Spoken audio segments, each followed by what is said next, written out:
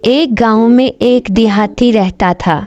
वो अपने गांव के दरमियान वाले चौराहे पर परेशान खड़ा हुआ था और परेशानी की हालत में चलते चलते सोच रहा था कि कर्जा किस तरह अदा करना है और अभी बच्चों को स्कूल में भी दाखिल करवाना है। वो सोचता है कि सेठ के पास जाता हूँ और उससे कुछ मोहलत और ले लेता हूँ। सेठ उससे गुस्से में कहता है कि 3 साल हो गए तुम्हें कर्जा लिए हुए और सूद समेत जल्दी से मुझे वापस लौटा दो।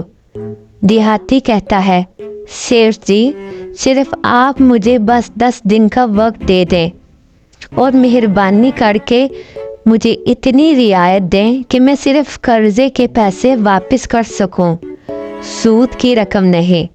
तो सेठ गुस्से से कहता है, 3 साल हो गए तुमने अभी तक रकम वापस नहीं की, सिर्फ 10 दिन का वक्त है तुम्हारे पास। वो खेत से वापस जब घर पहुंचता है तो उसकी बीवी परेशान हो जाती है और पूछती है, क्या हुआ जी? तो वो बताता है, सिर्फ 10 दिन है, नहीं तो सब कुछ हाथ से निकल जाएगा। वो अगले दिन मेहनत से दिन रात एक करके लकड़ियां काटता है और उसकी बीवी उसके लिए दोपहर का खाना लेकर आती है और वो दोनों मिलकर खाना खाते हैं।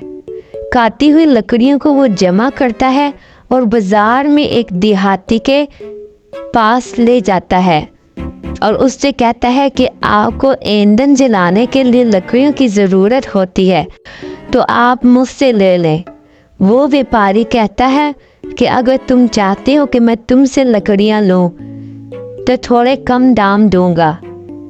वो हामी भर लेता है और कहते हुए जाता है कि कम दाम ही सही, पैसे तो मिलेंगे।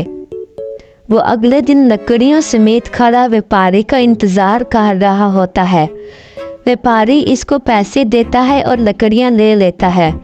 देहाती पैसे खुशी से पकड़े भागता हुआ सेठ के पास जाता है और पैसों की अदायगी कर देता है। इसके बाद वो बुक स्टोर पर जाकर बच्चों के लिए किताबें और कापियाँ खरीदता है ताकि इसके बच्चे पढ़ लिख जाए। घर में बच्चे आपस में खेल रहे होते हैं और वो अपनी बीवी को खुशी से आकर बताता है कि वो कर्जा उतार आया है और बच्चों के लिए किताबें भी खरीद लाया है।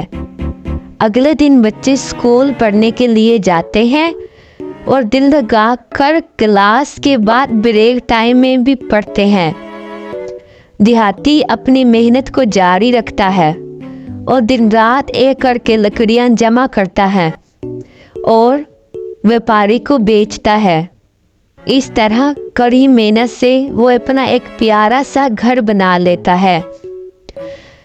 आहिस्ता आहिस्ता इसका लकड़ियों का कारोबार भी बढ़ जाता है और वो अपने बीवी और बच्चों के साथ सुकून से बहुत अच्छी ज़िंदगी गुजारता है। इस कहानी से हमें बच्चों ये सबक मिला है कि अगर हम लोग दिन रात मेहनत करके बनना चाहें तो आखिरकार मंजिल तक पहुंच ही जाते हैं।